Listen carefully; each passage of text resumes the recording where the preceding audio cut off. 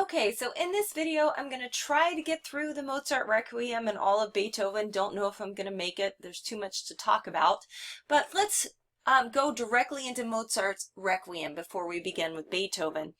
You know, this particular piece of music has a lot of mystery surrounding it. The piece was not completed by Mozart. He actually died before it was completed. So people think, oh no, well, you know, if you're a composer and you start writing a requiem, does this mean that you're going to die? It just so happened that Mozart did become quite ill. We're not really sure why. There's like I said, a lot of mystery surrounding it, but we believe probably it was due to exhaustion, or it was possibly due to him having some bad food at a party about 3 days previous, and it could have made him so sick that he could have died from food poisoning. So we don't exactly know why Mozart died, but he did die while writing the Requiem. And one of his students, there you see on the screen, Sussmayer, actually completed the work. But the part that we're going to listen to for our purposes was actually written by Mozart, and this is the second section here, the Dies Irae. Otherwise known as the Day of Wrath. And it's quite interesting. This is what your inquisitive is on for this unit. I chose it rather than say his opera because it seems to me that this music is so very expressive, just like his opera, but it seems to be more accessible to everybody. It is in Latin, and it is intended for a church service, most specifically a funeral, which is why it's so interesting that Mozart died while writing it. Now, when we actually look at the listening guide here, one of the things I want to show you that's so important when you take your inquisitive is this far right column. This is going to tell you who's singing, who's playing, how many people are singing or playing. And that's quite a number of the questions that you're going to be getting on that inquisitive. So make sure that you take a careful listen to this. Here's your words with the translation, and here's the description of who is singing in any given parts. They're all in different parts. Altogether, we have 8 different parts. So make sure that you listen to the whole thing before you begin to do your inquisitive. A couple of things I want to show you. At the very beginning, we can hear this Day of Wrath. Let's listen to the opening.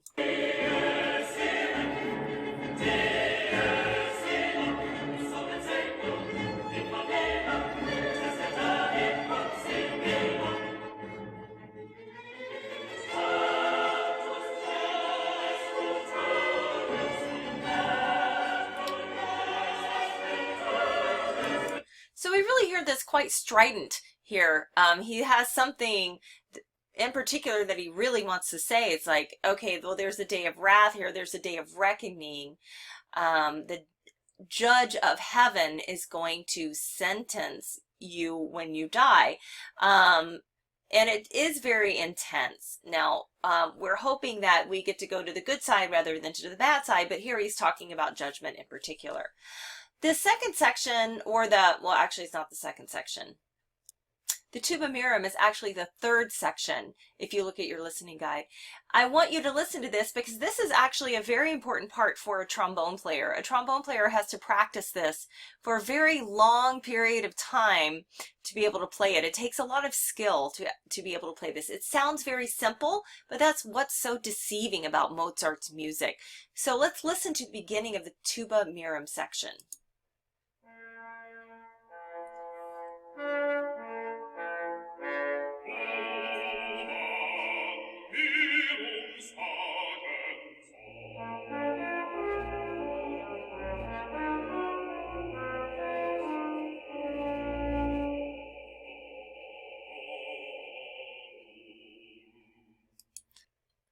And this continues to go on. I'm not going to play the whole thing for you because you can listen to this on your own. But take the time to really listen to this piece more. It's quite widespread. A lot of people do perform this work, and it is intensely beautiful. So take the time to listen to it.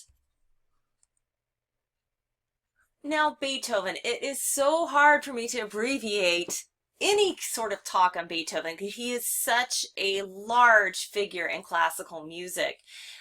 What the book talks about first is his sonatas, and we will be doing that. I'm going to give you a little bit of background into his life. Here's the most popular picture of Beethoven. This is the one that we usually associate with him.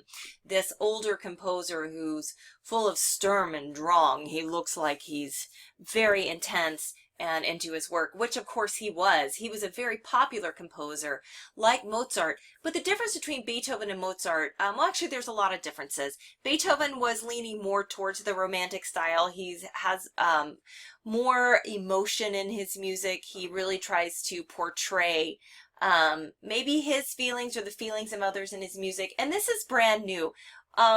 Before Beethoven, these composers really lived under the patronage system, and they needed to perform works for their patrons, and it was really what their style was rather than, or what their desires were rather than what the composer really wanted in his own heart.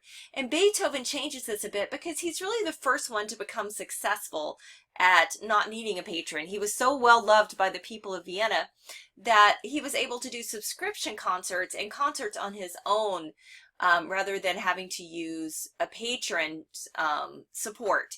So Mozart tried to do this, but was not generally as successful.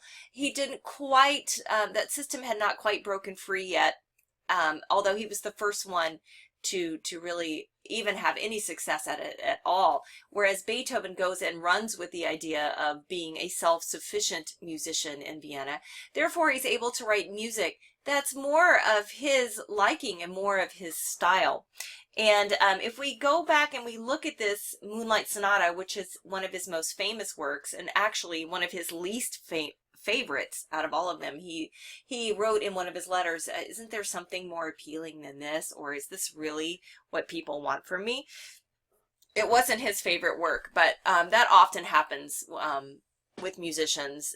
Most of the time their most popular work is not their favorite work. But let's take a look at this Moonlight Sonata, because it's different than what you would expect most sonatas to be of this era. Now, most classical sonatas and most symphonies, as we're going to see with his Fifth Symphony, that most of these first movements are in that sonata allegro form that I've already talked to you guys about. But this particular sonata is different. Here we have what's called a modified song form, and we have a much smaller theme or motive. This is our basic theme of the entire first movement. The other unusual thing about it is it's quite slow. And that's unusual for a first movement. Most of the time we're going to have a fast, slow, fast. Here we have a slow, faster, fastest, as I'm going to be showing you a little bit of the last movement. So most of you are familiar at least with this particular song. And you notice we have two strophes, which would be like two verses in a song form, and then kind of a middle bridge section. So let's listen just to the beginning of the piece.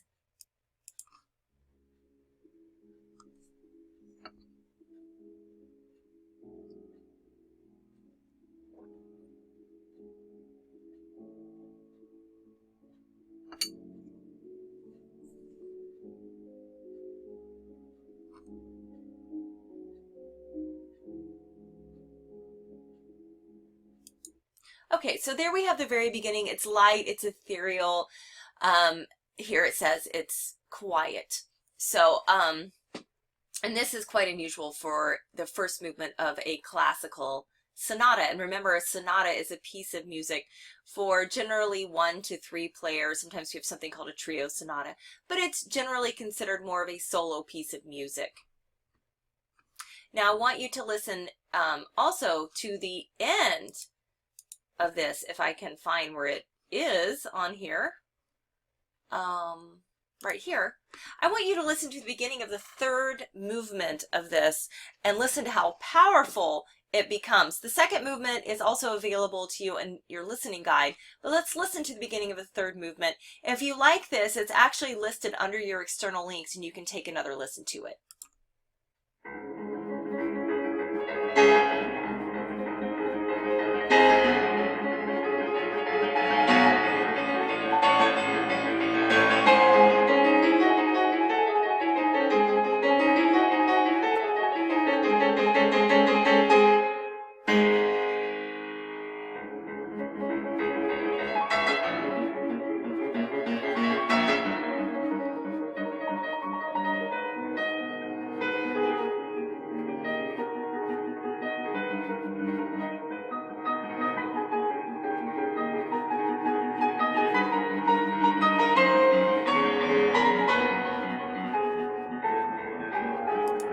Okay, and I'm going to stop it there. You can listen to more of it on your own, but this is a powerfully intense movement and extremely difficult to play. Most of the time we're only familiar with the first movement, but here we actually get all three, the first two in your listening guide, and then the last one in external links if you'd like to listen to more of this piece. Now, I don't think I'm going to be able to get the symphony in this next 4 minutes because my videos are only 15 minutes long. So I'm going to talk just a little bit more about Beethoven, and then I'm going to spend some time in one more video to talk about the symphony. Here is a picture, this is in your text, of a theater in Vienna, and you can see it's completely full. But one of the things I really want to talk about with Beethoven is his deafness. That's one of the things that most people know about him. He continued to compose music long after he became deaf. The Fifth Symphony, he was well into knowing that he was becoming deaf when in 1808 here, when he composed his Fifth Symphony, and he was completely and totally deaf by about the year 1813 to 1815. We actually know that Beethoven became deaf because of lead poisoning. He ate on pewter plates for his entire life, and through eating on these plates over a number of years, it actually damaged his hearing. So today Beethoven wouldn't have lost his hearing, but this is really what made Beethoven the person that he was. In your wiki, I'm asking you to take on a whole host of Beethoven's personality traits or his music, or really anything that you would like to discuss, his letters. He was a very inward man. You see, I can only imagine when you lose your hearing, it's probably quite hard to be have a lot of social graces, which Beethoven kind of really didn't have anyway as much. He was more of an eccentric musician. But as he began to lose his hearing, he became more and more difficult to be around, especially when he was trying to compose, because he would do things like bang on the piano and bang on the floor for rhythm to try to be able to hear his music again, and I'm sure it was very frustrating to him. He also went through a period, see, Beethoven had 3 periods of composition. And in his third period, which was his most intense period, his latest time in his life, when even he did Beethoven's Ninth Symphony, his last symphony, he really struggled with not being able to hear. He also had a nephew who he got custody of. His name was Karl, who he really struggled with because Karl didn't necessarily want Beethoven to adopt him, so there was some strife there in his life. So he didn't perform and compose as much later on in his life, in his third period, although that music is quite complex and very intense and super beautiful. It's really his second phase, his middle period, where he, his heroic phase, where he gets a lot of his most popular music from, actually happened at that time. So we're going to move on to the Fifth Symphony, which is a profound piece of music, and we're going to study just a little bit the opening of the symphony. So that'll be in the next video.